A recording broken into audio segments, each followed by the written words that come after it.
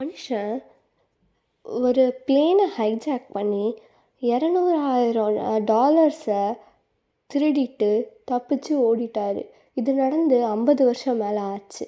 ஆனால் இப்போ வரைக்கும் யாருக்கும் அவர் யார், அவர் என்ன பண்ணுறாரு எதுவுமே தெரியாது. Welcome to our show trail of truth. November 24, 1971 being 727 அப்படின்ற மாடல் ஃப்ளைட்டில் போர்ட்லாண்ட்லேருந்து சீட்டல் வரைக்கும் ட்ராவல் பண்ணிகிட்டு இருந்து அதில் ஒரு ஃப்ளைட் டிக்கெட் எடுக்கிறாரு டிபி கோப்பர்.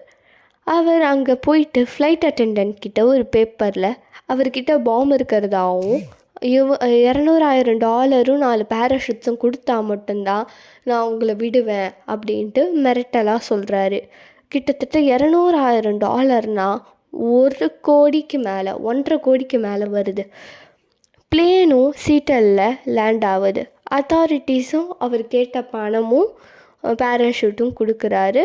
அதுக்கப்புறம் கூப்பர் பேசஞ்சர்ஸை ரிலீஸ் பண்ணுறாரு. பைலட்ஸ் கிட்ட அவர் சொல்கிறாரு உடனே ஃப்ளைட்டை மெக்சிகோவில் லேண்ட் பண்ணணும் அப்படின்ட்டு.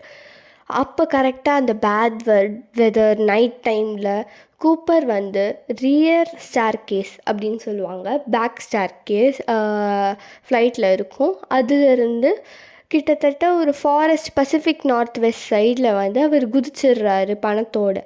இதில் என்ன மிஸ்ட்ரினா, அவரோட பாடி கிடைக்கல, அவர் பேராஷூட் கிடைக்கல, அவர் யார் என்ன எதுவுமே தெரில. அவர் உயிரோடு இருக்காரா செத்துட்டாரா எதுவுமே தெரில. 1980 ஒரு பையன் அந்த ஏரியா சைடில் இருக்கிற ஒரு ரிவர் பேங்க்கில் ஒரு மணி, அதாவது பணப்பொட்டி கிடைக்கிது அவனுக்கு. அதுவும் இதுவும் ரிலேட் ஆகிருக்கும் அப்படின்னு சொல்லிட்டு போலீஸ் கேஸ் பண்ணுறாங்க. பட் இன்ன வரைக்கும் அவர் யார், உயிரோடு இருக்காரா செத்துட்டாரா எதுவுமே தெரில. நீங்கள் என்ன நினைக்கிறீங்க? டிபி கோப்பர் உயிரோடு இருக்காரா இல்லையா? கமெண்ட்டில் சொல்லுங்கள்.